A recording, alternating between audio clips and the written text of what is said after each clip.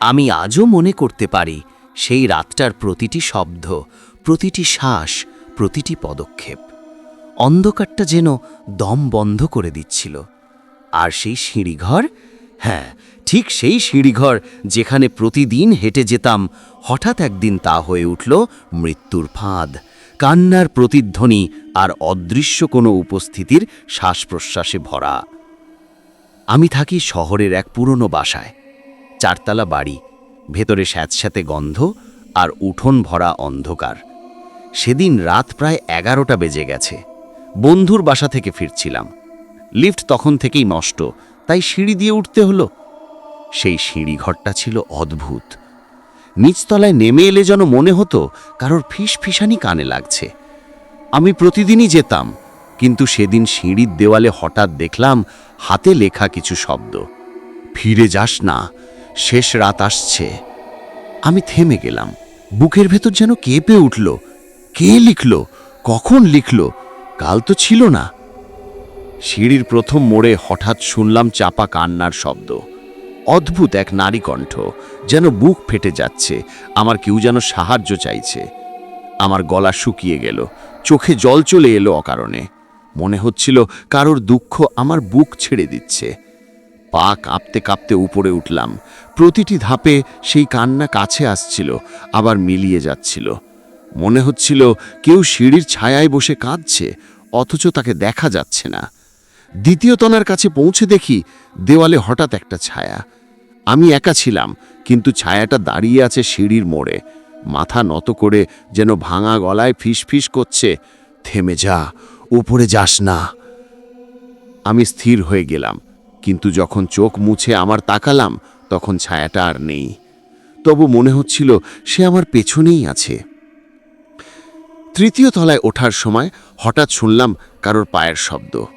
খালি পায়ে কেউ হেঁটে যাচ্ছে আমার সামনে। আমি থামলে সেও থেমে যায়, আমি চললে সেও চলে। শীতল ঘাম গাল বেয়ে গড়িয়ে পড়ছিল। তখন মনে হলো এই শব্দটা অচেনা নয়, এ তো আমারই বোনের পায়ের শব্দ। অথচ আমার বোন তো মারা গেছে 3 বছর আগে, ঠিক এই সিঁড়িঘরেই পড়ে গিয়ে। আমার বুক কেঁপে উঠল। মনে পড়ে গেল সেই রাতের কথা।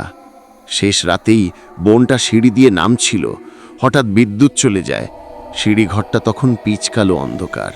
তারপর একটা ভয়ঙ্কর চিৎকার, আর সব শেষ। সেদিনও আমি এমনই দেরিতে ফিরেছিলাম। বোন আমাকে ফোন করছিল বারবার, কিন্তু আমি ধরিনি। আর আজ ঠিক সেই সময় সেই সিঁড়িঘরে তার কান্না যেন বাজছে আমার কানে। চতুর্থ তলায় ওঠার মুখে বাতি নিভে গেল। পুরো সিঁড়িঘরটা অন্ধকারে ডুবে গেল। আর তখনই স্পষ্ট শুনলাম, তুই ফিরেছিস, তোর জন্যেই আমি মরেছি, এখন তোর পালা। গলাটা আমার বোনের, অশ্রু ভরা কাঁদো কাঁদো। আমি কাঁপতে কাঁপতে মোবাইলের টর্চ জ্বালালাম। আলো পড়তেই দেখি সিঁড়ির মাঝখানে ভেজা চুলের এক মেয়ে দাঁড়িয়ে আছে। সাদা পোশাক ভিজে গেছে রক্তে, মুখটা ফ্যাকাশে, চোখ দুটো ফাঁকা গর্তের মতো। সে আমার দিকে এগিয়ে আসছে।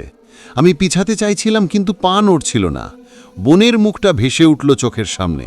সে ফিসফিস করে বলল, তুই ফিরলি দেরিতে, তুই ধরলি না আমার ফোন, তাই আজ তোর শেষ রাত। এই সিঁড়ি ঘরে কেউ বাঁচে না। একটা ঠান্ডা বাতাস বয়ে গেল, চারপাশ অন্ধকার হয়ে গেল। মনে হচ্ছিল আমি আর মানুষ নই, বরং মৃত্যুর দ্বারে দাঁড়িয়ে আছি। আজও আমি সেই রাতটার কথা ভুলতে পারিনি। কেউ বিশ্বাস করে না, ভাবে আমি দুঃস্বপ্ন দেখেছি। কিন্তু এখনো মাঝরাতে সিঁড়িঘরে নামলে শোনা যায় সেই কান্না, সেই ভাঙা গলার ডাক, ফিরে যা, এটা তোর শেষ রাত। ভোরের আগের অন্ধকার। সেই রাতের পর থেকে আমি সিঁড়িঘরে একা যেতে পারতাম না। প্রতিটি পদক্ষেপে মনে হতো কেউ আমার কাঁধ ছুঁয়ে দাঁড়িয়ে আছে। দিনে হয়তো কিছুটা স্বাভাবিক লাগতো, কিন্তু রাত নামলেই সিঁড়িঘরটা ভয়ঙ্কর এক কারাগারে পরিণত হতো। মাঝে মাঝে ঘুম ভেঙে যেত, মনে হতো কেউ আমার দরজার বাইরে দাঁড়িয়ে কাঁদছে। ধীরে ধীরে বুঝতে পারলাম আমার বোনের আত্মা এই বাড়ি ছাড়িনি। অচেনা প্রতিবেশী। একদিন বিকেলে প্রতিবেশী এক বুড়ি আমাকে ডাকল। তার চোখে এক অদ্ভুত আতঙ্ক। সে ফিসফিস করে বলল, বাবা, এই সিঁড়িঘরটা অভিশপ্ত। তোর বোনের আগে আরও 2জন মেয়ের মৃত্যু হয়েছে এখানে। সবাই পড়ে গেছে, কিন্তু আসলে পড়ে যায়নি, টেনে নেওয়া হয়েছে। আমার বুক কেঁপে উঠল। আমি জিজ্ঞেস করলাম, কিন্তু কে টেনে নিয়েছে? বুড়ি ফিস ফিস করে উত্তর দিল, এই সিঁড়িঘরে যে আত্মারা বন্দী, তারা একা থাকতে পারে না। প্রতি কয়েক বছরে একজনকে তাদের সঙ্গে নিতে হয়। অশান্ত আত্মার খেলা। সেই রাতেই আমি আবার সিঁড়িঘরে নামতে বাধ্য হলাম। নিচতলার দোকান থেকে কিছু ওষুধ আনতে হচ্ছিল। মনে সাহস নিয়ে নামছিলাম, কিন্তু দ্বিতীয় তলায় নামতেই বাতি নিভে গেল। চারদিক অন্ধকার। হঠাৎ পেছন থেকে শোনা গেল আমার বোনের গলায় ডাক, দাদা, থেমে যা, তোকে ওরা ডাকছে, তোকে টেনে নেবে। আমি পেছন ফিরলাম। আলো না থাকলেও স্পষ্ট দেখলাম সিঁড়ির মোড়ে 3-4টে কালো ছায়া দাঁড়িয়ে আছে। তাদের চোখ জ্বলজ্বল করছে, যেন কয়লার খুনির আগুন। হঠাৎ আমার পায়ের নিচে ঠান্ডা কিছু বয়ে গেল। মোবাইলের টর্চ জ্বালিয়ে দেখি সিঁড়ি ভিজে গেছে রক্তে।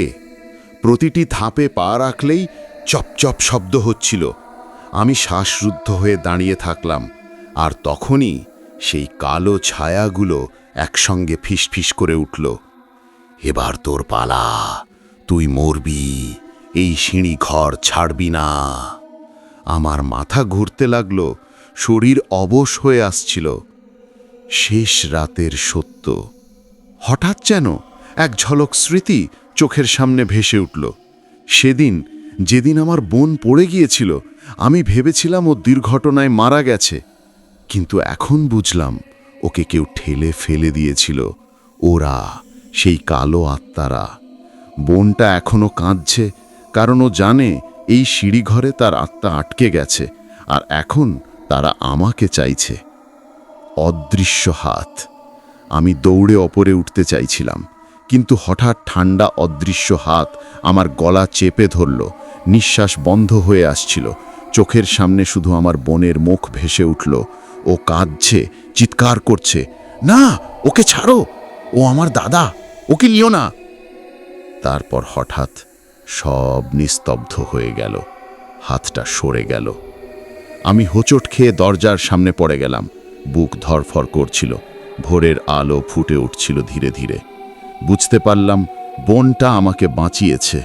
ওর আত্মা এখনো বন্দী, কিন্তু আমাকে মৃত্যুর হাত থেকে বাঁচিয়ে দিয়েছে। আজও আমি সেই সিঁড়ি ঘরে নামি না। ভোরের আলোয় সব স্বাভাবিক লাগে, কিন্তু রাত নামলেই বাড়ির প্রতিটি দেয়াল ফিসফিস করে ওঠে। কখনো হাওয়ায় ভেসে আসে আমার বোনের গলা, দাদা, এবার আমারে ছাড়াও। আর আমি জানি একদিন শেষ রাতের সিঁড়ি ঘরে আমাকেও নামতে হবে, কারণ ওর আত্মা আমাকে ডাকছে, আর সেই ডাক থেকে পালানো সম্ভব নয়। কদিন কেটে গেছে, আমি ঘুমোতে পারি না। প্রতিদিন রাত 12টার পর থেকে শোনা যায় সিঁড়িঘরের ভেতর কান্না আর দেওয়ালের ফিসফিসানি। কখনো আমার বোনের ডাক, দাদা, তুই আমাকে মুক্তি দিবি না? কতদিন আমি বন্দি? কখনো অচেনা কণ্ঠ, তোর জন্যেই সে মরেছে, এখন তুই নাম, নাম শেষ রাতের সিঁড়িঘরে। আমার মন ভেঙে পড়ছিল। আমি আর বুঝতে পারছিলাম না আমি মানুষদের মধ্যে আছি নাকি মৃতদের মধ্যে। এক রাতে হঠাৎ পুরনো বাক্স ঘাঁটতে ঘাঁটতে আমার বোনের একটা ডায়েরি পেলাম। পাতাগুলো হলুদ হয়ে গেছে। সেখানে লেখা ছিল, এই বাড়িতে অদ্ভুত কিছু ঘটে। সিঁড়িঘরে দাঁড়ালেই কারোর শ্বাস শুনি, কখনো দেখি কালো ছায়া। আমি ভয় পাচ্ছি দাদা, মনে হয় একদিন ওরা আমাকেও টেনে নেবে। আমার গলা শুকিয়ে গেল। অর্থাৎ আমার বোন আগেই সব টের পেয়েছিল, অথচ আমাকে বলেনি। তৃতীয় রাত। আমি হঠাৎ ঘুম ভাঙতেই দেখি দরজার বাইরে দাঁড়িয়ে আছে আমার বোনের ছায়া। সাদা পোশাকে, মাথা নত করে কাঁদছে।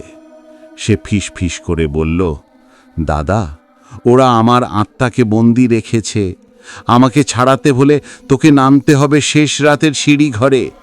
যদি না নামিস তোর জীবনও ওরা নিয়ে নেবে। আমি জানতাম আর পালানোর উপায় নেই। মৃত্যুর সিঁড়িঘর। রাত 2টো, হাতে মোমবাতি নিয়ে নামতে লাগলাম সিঁড়িঘরে। প্রতিটি ধাপ যেন কাঁপছিল আমার পায়ের নিচে। নিচে নামতেই দেখি চারপাশ কালো ছায়ায় ভরে গেছে। তাদের চোখ জ্বলজ্বল করছে। একসঙ্গে তারা ফিসফিস করে উঠল, আরেকজন এলো আমাদের সঙ্গে নামতে। আমি মোমবাতি উঁচিয়ে বললাম, আমার বোনকে ছাড়ো, আমি এসেছি, ওকে মুক্তি দাও। হঠাৎ দেখি সিঁড়ির মাঝখানে আমার বোন দাঁড়িয়ে আছে। তার গলায় কালো শিকল বাঁধা। সেই শিকলগুলো টেনে ধরেছে ছায়ারা। সে কাঁদো কাঁদো গলায় বলল, দাদা তুই দেরি করলি, আমি অনেক কষ্ট পাচ্ছি। আমার চোখে জল নেমে এলো। আমি চিৎকার করে বললাম, ওকে ছেড়ে দাও, আমি যা চাইবে তাই করব। তখন এক ছায়া এগিয়ে এসে ফিসফিস করে বলল, তুই যদি ওর জায়গায় মরিস তবে ও মুক্তি পাবে। আত্মাহুতি। আমার বুক কেঁপে উঠল। আমি জানতাম এই আমার শেষ রাত। আমি বোনের চোখে তাকালাম। চোখ ভরা জল আর কণ্ঠ ভাঙা। না দাদা, তুই মরবি না, আমি সহ্য করব। কিন্তু আমি জানতাম ওকে আর কষ্ট দেওয়া যাবে না। ধীরে ধীরে আমি হাত বাড়ালাম সেই কালো শিকলের দিকে। শিকল ছোঁয়া মাত্রই বরফের মতন ঠান্ডা একটা স্রোত বয়ে গেল শরীরের ভিতর। তারপর চারদিক ঘুরতে লাগলো, শরীর নিস্তেজ হয়ে গেল। আসসালামু আলাইকুম সম্মানিত ভিউয়ার্স, গল্পটি কেমন লাগলো আশা করি আপনাদের ভালো লাগবে। গল্পটি যদি ভালো লেগে থাকে তাহলে লাইক কমেন্ট শেয়ার করে পাশে থাকবেন। আর সবার সুস্বাস্থ্য এবং দীর্ঘায়ু কামনা করছি। আল্লাহ হাফেজ।